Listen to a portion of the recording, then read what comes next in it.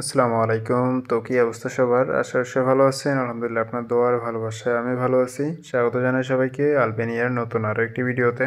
তো আজকে আমরা কথা বলবো 11 তারিখে দুজনের আলবেনিয়ার ফ্লাইট সাকসেস হইছে। তো ইনশাআল্লাহ আজকে এ নিয়ে কথা বলবো। এরপরে কথা বলবো বর্তমানে যারা ভিসা পাইছেন কিন্তু ফ্লাইট পাচ্ছেন না। আবার অনেকে ভিসা পাইছে কিন্তু বিএমইটি হচ্ছে না। তো এ নিয়ে কথা বলবো আর তাছাড়াও কথা বলবো যেই দুজনের 11 তারিখে ফ্লাইট হয়েছে ওই দুইজন কিভাবে আসলো, ওদের প্রসেসিংটা কিভাবে করছে, এ টু জেড নিয়ে থাকবে আজকের ভিডিও। তো চলেন আমরা কথা না বাড়িয়ে চলে যাই ভিডিওর মূল আলোচনায়। আর ভিডিওর মূল আলোচনায় যাওয়ার আগে সবার কাছে ছোট্ট একটা রিকোয়েস্ট, যারা আমাদের চ্যানেলে নতুন চ্যানেলটি সাবস্ক্রাইব করে দেন পরবর্তী সকল আপডেট পাওয়ার জন্য। তো চলেন কথা না বাড়িয়ে চলে যাই ভিডিওর মূল আলোচনায়।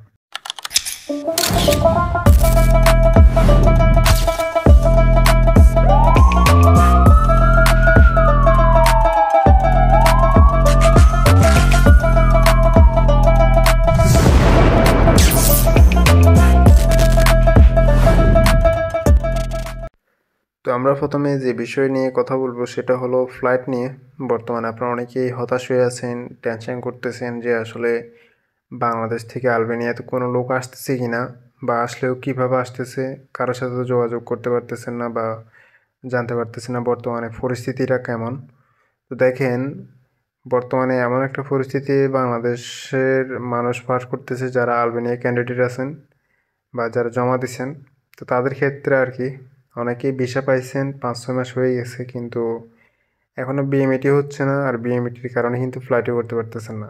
এদিকে কিন্তু ভিসারও মেয়াদ শেষ হয়ে যায়। তো দেখেন আসলে বর্তমানে ভিসা পাওয়াটা আসলে জটিলতা না, ফ্লাইট করাটা, এখানে আসি আপনার কাজ করাটাই সবচেয়ে জটিল হয়ে গেছে। তো দেখেন আমাকে গতকালকে কুমিল্লার একজন, ওনারা দুজন মিলে নাকি আসছে। তো আলহামদুলিল্লাহ ওনার সাথে কথা বলে মোটামুটি আশ্বস্ত হলাম যে আসলে বর্তমানে কীভাবে ফ্লাইটগুলো হচ্ছে। আর আমিও আপনাদেরকে আগে থেকে যেভাবে বলছিলাম, তো মূলত ওরাও এইভাবে আসছে।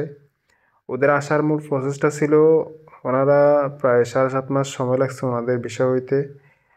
ভিসা হওয়ার পরে সরাসরি কোম্পানি থেকে হয়েছে। তো এরপর ওনারা বাংলাদেশ থেকে বিএমইটি করছে, বিএমইটি করে বাংলাদেশ থেকে ট্রানজিট হয়েছিল আপনার তুরস্কের ইস্তাম্বুলে। এরপর ওইখান থেকে প্রায় 6.5 ঘন্টার মতো ট্রানজিট শেষ করে ওনারা আবার আলহামদুলিল্লাহ তিরানাতে আসে পৌঁছাইছে, বর্তমানে কোম্পানির আন্ডারে আছে। তো ওনাদেরকে মূলত ওনারা যখন তিরানাতে আসে, আসার পরে 12 তারিখে তিরানাতে আসে, আসার পরে ওনাদের পাসপোর্ট নাকি নিয়ে গেছে এয়ারপোর্ট অথরিটি। তারপরে ওনার এজেন্সিকে খবর দেওয়া হয়েছে যে তুমি যে লোকদের পাঠাইছো ওনাদের সরাসরি কোম্পানির সাথে কন্ট্যাক্ট করে দেন। তো ওরা তো সরাসরি এয়ারপোর্ট অথরিটি কোম্পানির সাথে কন্ট্যাক্ট করে ওদেরকে এখানে আসার জন্য বলে, ওদেরকে রিসিভ করে নেওয়ার জন্য। পরবর্তীতে প্রায় 7.5 ঘন্টা নাকি ওরা ওইখানে এয়ারপোর্টেই ছিল দুজন। তো এরপরে প্রায় 7.5 ঘন্টা পরে কোম্পানির লোক আসি ওদেরকে নিয়ে আসছে। তো যার কারণে ওরা আলবেনিয়াতে আসতে পারছে। আর আলবেনিয়া বর্তমানে এয়ারপোর্ট অনেক হার্ড হয়ে গেছে, যদি কোম্পানি না আসে মানে ছাড়তে চায় না, যদি এয়ারপোর্ট কন্ট্যাক্ট না থাকে আর কি। এই হলো সমস্যা। তো যাই হোক আলহামদুলিল্লাহ অবশেষে তারা এয়ারপোর্টে আসছে। তবে বাংলাদেশ থেকে সরাসরি আলবেনিয়া কোনো ফ্লাইট নাই। তো আলবেনিয়াতে আসার জন্য সিম্পলি আপনাদেরকে যেটা ট্রানজিট করতে হয় বাংলাদেশ থেকে, হয়তো বা আরব আমিরাত বা দুবাই অথবা তুরস্কের ইস্তাম্বুল, এগুলো ট্রানজিট করে আসতে হয়।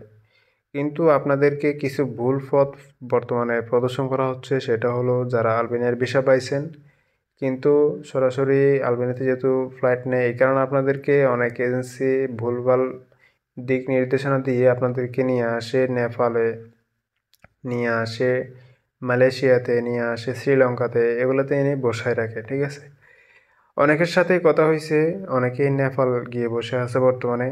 আপনারা আমাদের আগের ভিডিওগুলো চেক করলে দেখবেন যে অনেকে নেপাল গিয়ে বসে আছে কিন্তু এখনও ওখান থেকে কোনো ফ্লাইট দিতে পারতেছে না।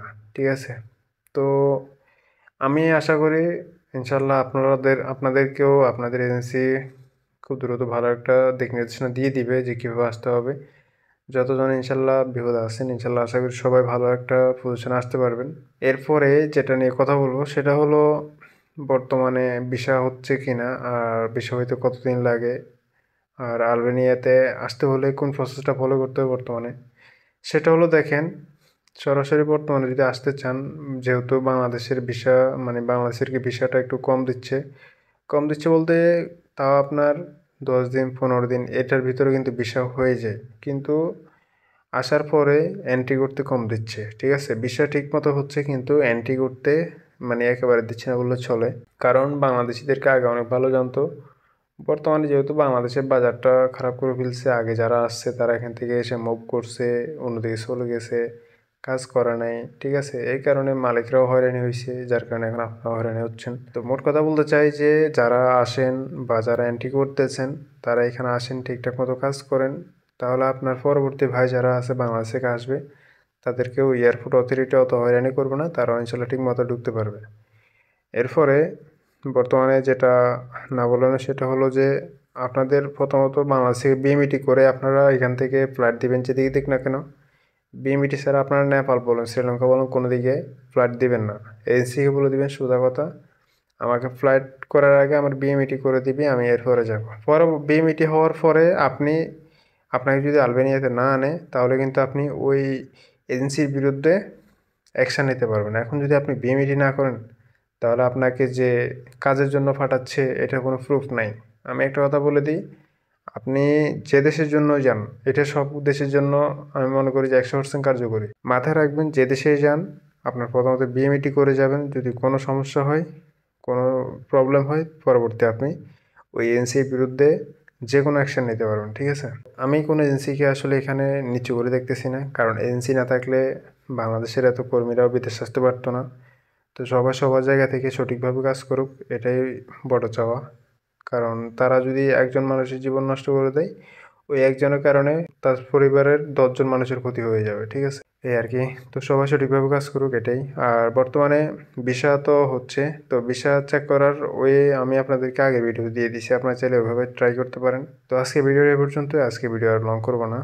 তো ভিডিওটি কেমন লাগলো অবশ্যই কমেন্ট করে জানান, আর অবশ্যই শেয়ার করে দেন যারা আলবেনিয়া ক্যান্ডিডেট তাদের কাছে শেয়ার করে দেন, যাতে করে তারাও এই সুখবরটা জানতে পারে। তো আল্লাহ হাফিজ, আজকে ভিডিও পর্যন্তই। যারা নতুন চ্যানেলটি সাবস্ক্রাইব করে দেন পরবর্তী সকল আপডেট পাওয়ার জন্য। আল্লাহ হাফিজ, আসসালামু আলাইকুম।